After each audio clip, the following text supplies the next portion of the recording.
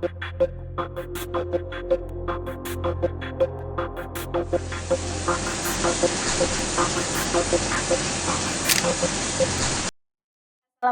warahmatullahi wabarakatuh. Halo Sobat Ormas, kembali lagi bersama kami di Podcast Ormas atau Obrolan Mahasiswa, ruang diskusi yang menghadirkan cerita inspiratif seputar mahasiswa. Nah, pada episode kali ini kita akan membahas nih seputar organisasi bukan hanya sekedar demonstrasi. Bersama saya, Mamas Nur Hikmah, dan telah hadir narasumber kita yaitu sahabat Agus Indra. Selamat siang, Kak. Ya, siang. Gimana nih kabarnya? Alhamdulillah baik. Baik ya. Baik. Di organisasi gimana? Lancar? Alhamdulillah. Alhamdulillah, Masya Berjalan Allah. dengan semestinya. Ya, Kak Indra ini kan berarti di organisasi PMI ya? Iya. Nah, organisasi PMI itu organisasi eksternal kan ya? Di Betul. luar dari kampus. Mungkin juga banyak mahasiswa INAIS tentunya ya, atau mahasiswa lain dan calon mahasiswa baru yang belum mengenal PMI gitu. Sebelumnya boleh dong kenalin PMI itu apa gitu. Ya, saya cerita sedikit singkat mungkin ya terkait PMI itu sendiri. PMI itu sendiri adalah organisasi eksternal yang secara kedudukan itu terlepas daripada struktural kampus. Beda halnya dengan Hima Prodi, kemudian Dema Fakultas dengan Dema Institut itu berbeda. Ya, itu adalah PMI. PMI itu adalah Pergerakan Mahasiswa Islam Indonesia, di mana ya PMI itu sendiri adalah organisasi yang memegang teguh terhadap ajaran nilai-nilai ahli sunnah wal jamaah dan juga nilai-nilai keindonesiaan yang tidak lepas daripada Undang-Undang Dasar dan Pancasila. Itu adalah sebuah ideologi. Betul, berarti singkat tentang singkatnya PMI ya. Jadi benar-benar organisasi yang memperjuangkan nilai keislaman dan keindonesiaan gitu ya. Selaras antara nilai-nilai keindonesiaan dan nilai-nilai keislaman. Ini selaras juga ya dengan kampus kita yang notabene Islam dan pergerakan mahasiswa pun memperjuangkan kemerdekaan Indonesia juga ya salah satunya. Iya. Cita-cita kemerdekaan Indonesia. Betul. Nah, sebelum ke tema lebih dalam gitu ya, Kang. Ini kan temanya organisasi bukan hanya sekedar bukan hanya sekedar demonstrasi. Ya. Nah, dari pandangan PMI sendiri gimana tuh melihat dari tema tersebut? Gimana sih pandangan dari PMI tentang demonstrasi sendiri? Terkait demonstrasi ya, demonstrasi itu bagi mahasiswa adalah suatu panggilan jiwa, suatu panggilan hati. Karena apa? Karena ya negara kita adalah negara demokratis yang dimana hari ini kita sebagai mahasiswa yang memiliki peran sebagai agen of change, kemudian social of control, ya, yang kemudian ini sangat penting lah bagi mahasiswa, baik itu PMII, non PMII ataupun organ ekstra yang lain, kemudian organ-organ internal yang ada di lingkup kampus. Bicara soal demonstrasi itu adalah sebuah kepentingan. Itu adalah sebuah keharusan, ya, bukan kepentingan, tapi keharusan yang harus dilakukan oleh mahasiswa. Karena apa? Karena ya per hari ini orang-orang yang memiliki nilai-nilai intelektualitas terhadap apa yang hari ini terjadi dalam lingkungan sosial, ya orang-orang yang sedang mengemban pendidikan itulah yang tahu kaitan mana yang memang harus didemonstrasi, mana yang harus diperjuangkan. Karena apa? Karena bicara demonstrasi adalah bicara memperjuangkan banyak orang. Itulah kira-kira. Oke. Jadi PMI sendiri menganggap bahwa demonstrasi itu adalah alat untuk menyampaikan aspirasi gitu ya, alat untuk memperjuangkan juga keadilan gitu ya. Betul. Lalu menurut Kak Indra sendiri gitu, sahabat Indra sendiri, apa sih keuntungan gitu kan untuk mahasiswa yang mengikuti organisasi, apalagi organisasinya eksternal gitu? Ya bagi pengalaman saya ya, apa yang saya dapatkan ketika saya berorganisasi di eksternal, ya. Yang pertama, saya tidak langsung, ya, saya mempelajari nilai-nilai ideologi, ya. Ideologi tentang ya tadi, terutama yang ada di PMI yang saya rasakan. Saya merasakan tentang ideologi keaswajaan yang memang harus saya pegang. Ternyata itu sesuai dengan kultur budaya sosial beragama kita di Indonesia. Ya. Berikut tentang nilai-nilai keindonesiaannya. Kita harus lebih peka terhadap lingkungan sosial kita yang ada di Indonesia. Karena sampai hari ini ya kita katakan bahwa negara kita belum sejahtera bagi seluruh masyarakat. Itulah kira-kira. Berarti manfaatnya benar-benar banyak banget dan harus dirasakan juga ya oleh mahasiswa, khususnya dan umumnya juga harus dirasakan oleh semua masyarakat Indonesia ya. Harusnya seperti itu. Ya. Tapi kalau misalnya kita nih ya, kan kalau misalnya udah ikut nih ke organisasi, terus melakukan demonstrasi juga, kadang-kadang ada rasa ketakutan gitu atas kritikan kita gitu. Itu gimana cara menanggulanginya gitu? Oke, berarti takut ya, takut dalam menyampaikan pendapat. Ya, takutlah turun aksi tuh takut gitu kan. Ya kita kan sebagai mahasiswa dan juga sebagai orang yang sedang mengemban pendidikan, ya, kita tuh harus lebih banyak meliterasi bahwa jangan sampai lupa bahwa negara kita hari ini adalah negara yang dilindungi seluruh masyarakatnya itu dilindungi oleh hukum, baik seseorang yang masih dalam kandungan, baru lahir sampai mereka meninggal, mereka memiliki perlindungan hukum, ya. Perlu saya tegaskan bahwa ada dalam Undang-Undang 1945 pasal 28 ayat E bahwa semua orang memiliki hak kebebasan untuk berpendapat, berekspresi dan menyampaikan pendapat di muka umum. Itu adalah produk atau undang-undang yang melindungi kita sebagai mahasiswa, yang memperbolehkan kita untuk melakukan aksi demonstrasi. Ya, jadi nggak perlu takut, ya, karena ketakutan itu adalah sebuah ancaman bagi masyarakat yang hari ini merasa tidak diadili, tapi menjadi keuntungan bagi orang-orang yang hari ini memiliki kebijakan namun tidak tepat pada masyarakat. Itu pentingnya demonstrasi lah. Dan bicara soal ketakutan, bagi saya mahasiswa hari ini ya jangan sampai takut dengan hal-hal yang di luar daripada itu semua gitu. Asal yakin ada di jalan yang benar, maka lanjutkan. Itu yang sering disampaikan oleh Presiden keempat kita, almarhum Kiai Haji Abdurrahman Wahid, Gus Dur. Itulah kira-kira. Berarti benar-benar hak kita secara konstitusional berarti ya, berarti secara hukum itu sudah dilindungi ya untuk melakukan kegiatan aksi demonstrasi gitulah. Betul. Karena kan memang mahasiswa itu kan kalau di masyarakat tagline-nya ya orang yang suka demo gitu kan. Ya, dan bahkan banyak juga mahasiswa-mahasiswa yang ngecap gitu kan, kalau ngapain gitu sih, biasa mau demo gitu kan. Panasan lah. Iya, pengen demo gitu. Di tengah konflik lain-lain. Tapi sebenarnya demo itu sendiri kan perlu Kang? Perlu perencanaan yang matang kan, berarti nggak sekedar demo gitu. Nggak tiba-tiba kita melihat MBG nih misal, kita lihat isu yang ramai hari ini, misal MBG. Tiba-tiba keracunan, wah nggak bener nih, langsung demo besok. Ya nggak seperti itu. Ada kajian yang perlu dilakukan gitu loh oleh para demonstran itu sendiri. Tahapannya tidak mudah. Ada proses advokasi, ada proses kajian sampai pada penentuan tuntutan dan lain-lain. Itu membutuhkan waktu yang banyak dan memiliki perencanaan yang matang gitu loh. Tidak hanya semata-mata misal tadi ya, kalau misalkan isunya soal MBG, ada salah satu dapur misal atau salah satu penerima manfaat, beliau mengalami keracunan. Wah nggak bener nih dapur, besok langsung langsung demo di dapur MBG-nya. Kan itu adalah hal yang keliru juga, dan itu adalah hal yang salah. Jadi benar-benar harus dengan persiapan yang matang, mau demo pun ya nggak semata-mata turun ke jalan gitu ya Kang ya. Begitulah kira-kira. Nah kalau pandangan dari sekarang nih ya, dari zaman yang sekarang gitu kan, demo itu kan banyak yang menyalahgunakan mungkin ya, atau dalam diksi lainnya kayak ya buat buat branding diri gitu kan. Terus habis itu ada situasi yang lebih ke politiknya gitu.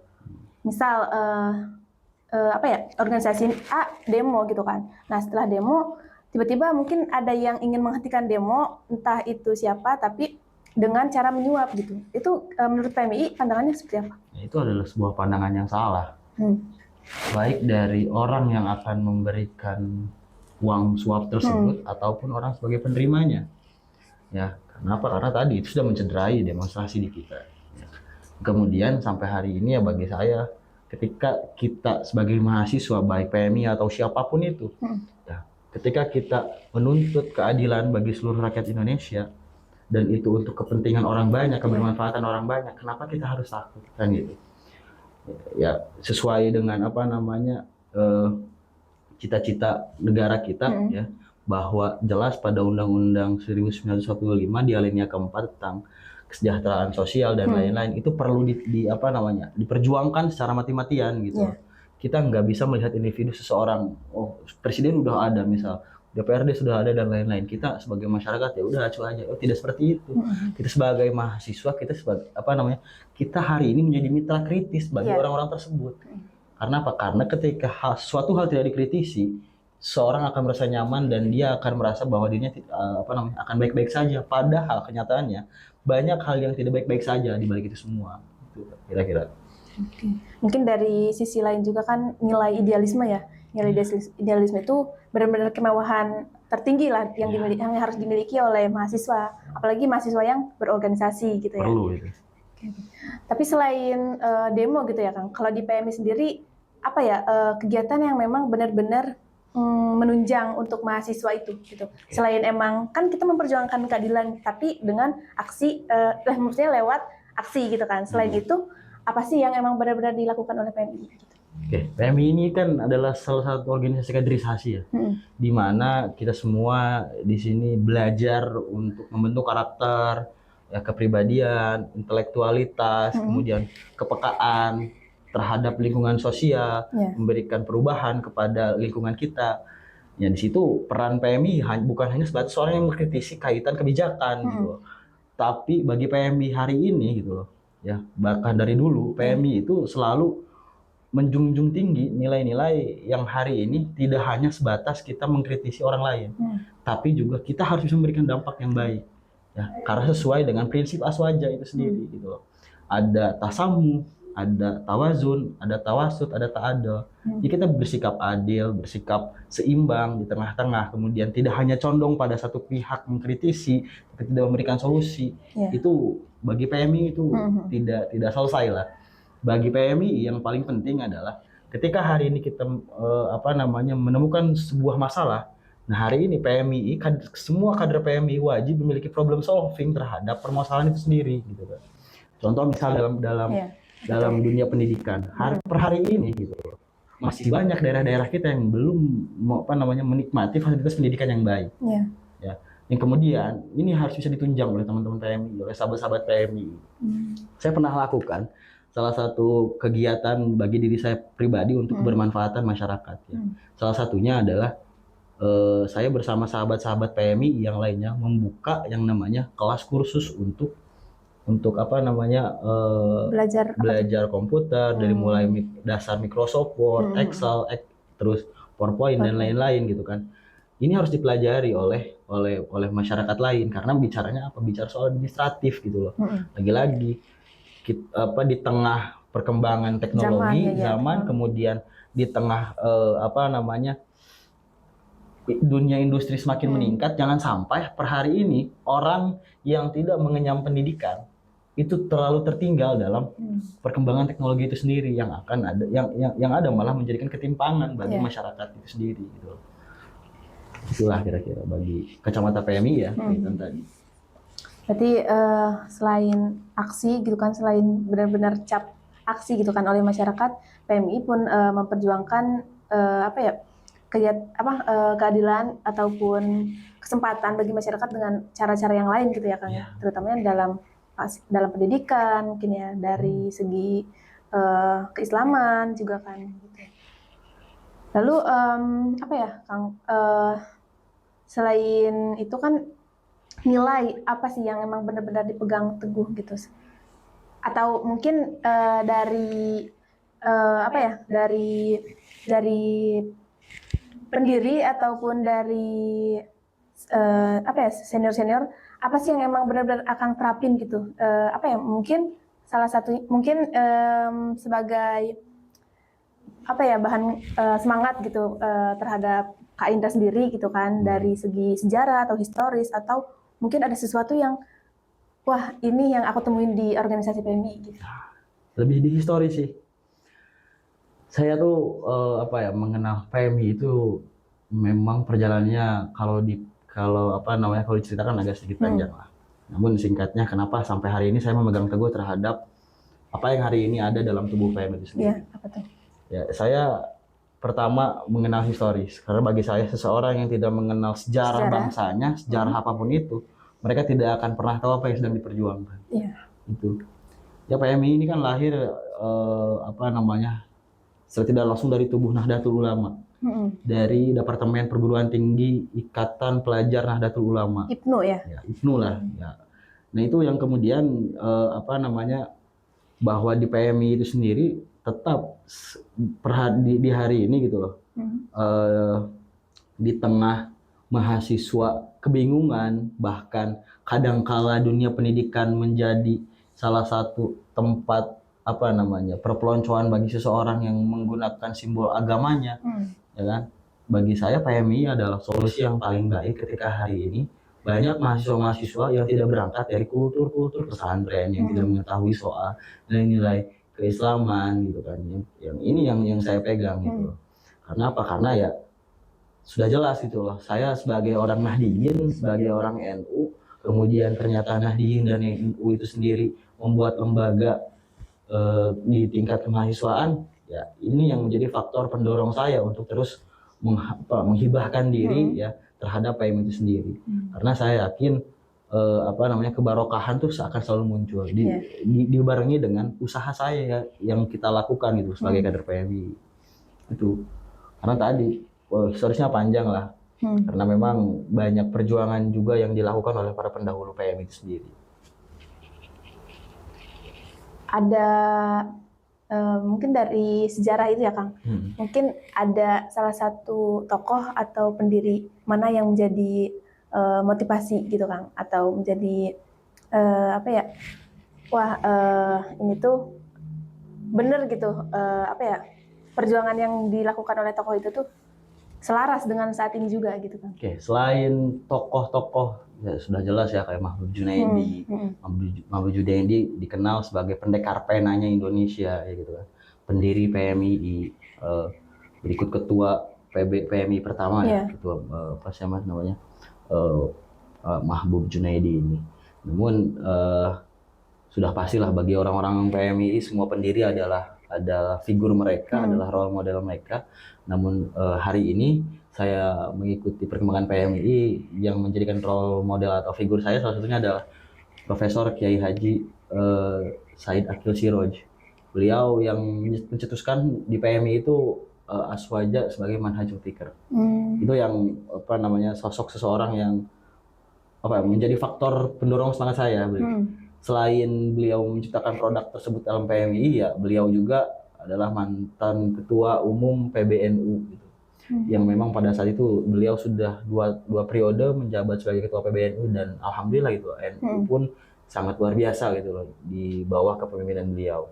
Dan itu menjadi pendorong saya untuk memegang teguh terhadap nilai-nilai PMII. Di tengah perkembangan teknologi, orang-orang sudah mulai acuh terhadap pendidikan, tidak peka terhadap sosial, semua orang lebih mementingkan egonya masing-masing. Semua orang malah mementingkan persoalan pribadi, sedangkan ya mereka melupakan bahwa hakikat kita sebagai makhluk sosial adalah untuk saling membantu satu sama lain, peduli terhadap satu sama lain. Tapi di tengah hari ini gencatan nilai-nilai ideologi yang masuk melalui platform media sosial yang tidak bisa memberikan tanggung jawab lah pada orang-orang yang mengikuti. Bagi saya tidak ada kata tawar-menawar untuk saya tetap ada di PMI sampai hari ini. Benar-benar ada alasan untuk berkhidmat gitu ya di PMI, dan alasan kuat lah. Ya, motivasi yang sangat tinggi gitu ya dari tokoh-tokoh yang tadi disebutkan. Nah, selain dari tokoh PMI sendiri gitu Kang, ada kaitannya kan dengan aksi atau pembahasan tema kita tadi, demonstrasi gitu ya, bahwa PMI itu melihat secara tokoh dari nasionalnya gitu, tokoh dari Indonesianya itu berpandangan kepada siapa gitu kan untuk memperjuangkan hak-hak atau keadilan masyarakat itu melalui demonstrasi gitu. Apakah emang ada yang berkaitannya gitu kan selain dari aswajanya ataupun dari tokoh PMI sendiri gitu? Ya, bagi saya bukan pada sosok seseorang siapa di atas, tapi bagaimana hari ini PMI bersikap gitu loh. Ketika hari ini harus demonstrasi, saya PMI harus demonstrasi, asal dengan catatan satu, kita harus lebih mementingkan ya nilai ini apa memperjuangkan hak masyarakat itu sendiri gitu loh. Terlepas di atas ada siapa, gitu kan. Misal tadi yang dikatakan oleh sahabat, misal ada petinggi di nasional yang kemudian jadikan figur mengenai soal aksi, apakah itu menjadi sebuah pertimbangan dan lain-lain gitu kan. Bagi saya tidak gitu loh. Ketika hari ini yang diperjuangkan adalah hak masyarakat dan kita yakin bahwa jalan kita adalah benar, ya kenapa kita harus ragu dan takut gitu loh. Ya kan? Karena ya sejatinya apa namanya pendidikan yang paling sulit selain kita belajar di kampus adalah belajar melawan rasa takut, melawan rasa malu pada diri kita sendiri gitu loh. Ya kan? Karena kadang-kadang ya sampai hari ini gitu loh. Bahkan sering banyak muncul lah selain daripada diri saya, kemudian bahkan adalah saya sering diskusi sama teman-teman di kelas ketika di kampus, mereka masih ragu dengan apa yang hari ini mereka perjuangkan sendiri gitu. Nah ini yang kemudian bagi saya tidak akan pernah ragu dalam melaksanakan entah itu demonstrasi atau apapun itu yang berurusan dengan memperjuangkan nilai-nilai kesejahteraan masyarakat. Benar. Jadi benar-benar PM itu berpegang teguh ya Kang ya untuk kesejahteraan ataupun keadilan untuk masyarakat gitu ya. Begitulah kira-kira. Mungkin pesan ya Kang terakhir mungkin apa sih apakah ada gitu kan pesan dari sahabat Indra sendiri gitu kan untuk teman-teman mahasiswa INAIS gitu kan atau teman-teman mahasiswa dari luar sana yang masih ragu gitu kan untuk mengikuti organisasi apalagi organisasi PMI itu sendiri gitu. Oke. Bicara seseorang harus mengikuti organisasi atau tidak, sebenarnya itu adalah hak. Yeah. Itu adalah hak semua orang, mereka mau berorganisasi atau tidak. Namun kewajiban sebagai mahasiswa itu tidak akan pernah lepas dari tangan kita ketika kita sudah menyandang gelar sebagai mahasiswa. Yeah. Ya. Kemudian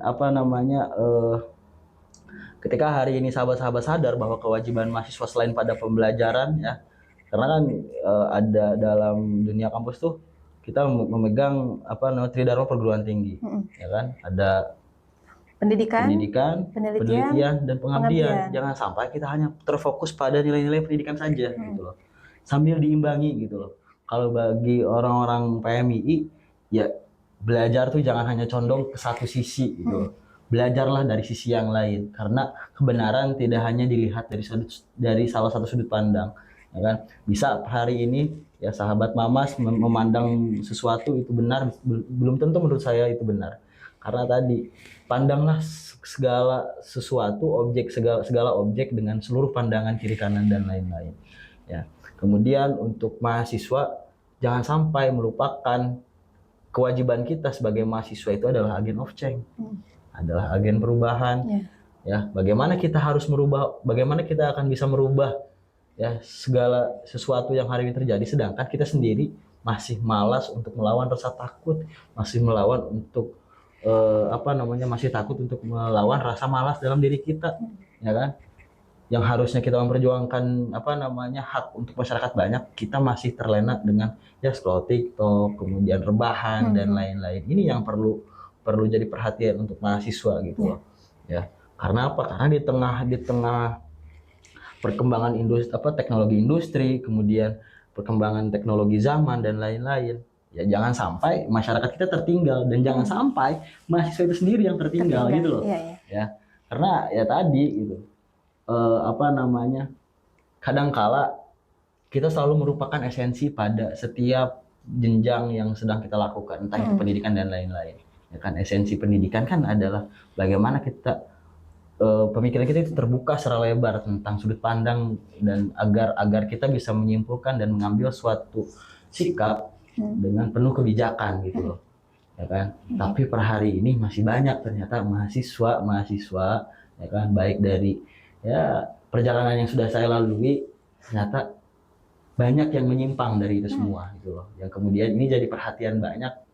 Ya kalau misalkan kita sebagai garda terdepan dalam agen perubahan, garda terdepan dalam mengontrol sosial, juga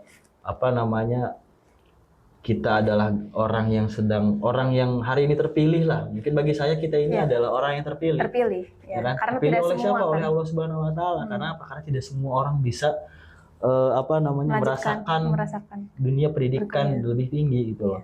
Proses di kuliah gitu ya. Proses di kuliah. Nah, ini yang perlu jadi perhatian itu loh. Ini yang perlu kita tingkatkan, bahwa selain pada hal-hal kepentingan pribadi yang harus kita bawa, ada kepentingan bersama yang harus kita perjuangkan. Ya, kenapa? Karena kita adalah masyarakat Indonesia dengan kultur budaya bahwa masyarakat Indonesia adalah masyarakat yang suka, orang yang gemar dengan gotong royong gitu. Ini yang jangan sampai hilang. Itulah kira-kira mungkin. Mantap, keren banget ya. Dalam banget pesan yang emang benar-benar disampaikan untuk teman-teman atau untuk sobat ormas ya, dimanapun berada. Dan mungkin bisa saya simpulkan ya Kang ya, pandangan terhadap organisasi bukan hanya sekedar demonstrasi ya, bukan hanya sekedar aksi, itu memang sangat relevan gitu kan. Apalagi dengan PMI ini yang mana organisasi kaderisasi yang bertujuan untuk membentuk kader yang intelektual dan religius serta peka gitu terhadap kepedulian sosial gitu kan. Dan mungkin ada satu quotes ya yang ingin saya sampaikan gitu Kang. Silahkan, dari Tan Malaka tentunya. Iya kan. Yang mana bunyinya tuh kurang lebih karena tidak apal gitu ya, kurang lebih seperti ini. Bila mana kaum muda terpelajar enggan atau tidak mau terjun ke dalam masyarakat, yang mana dalam masyarakat itu hanya mempunyai cita-cita yang sederhana atau petani gitu kan ya Kang. Lebih baik pendidikan itu tidak ada sama sekali. Gitu. Saya sangat sepakat dengan apa yang sahabat sampaikan gitu. Jadi untuk itu dimanapun teman-teman mahasiswa berada, mungkin bisa ya Kang meyakinkan diri sendiri gitu kan untuk ya aktif di akademik maupun di non akademik, terutamanya ya di organisasi sendiri. Mungkin segitu aja ya Kang ya podcast kita kali ini. Terima kasih atas perhatiannya dan sampai jumpa di episode selanjutnya. Saya Mama Hikmah pamit. Wassalamualaikum warahmatullahi wabarakatuh. Waalaikumsalam.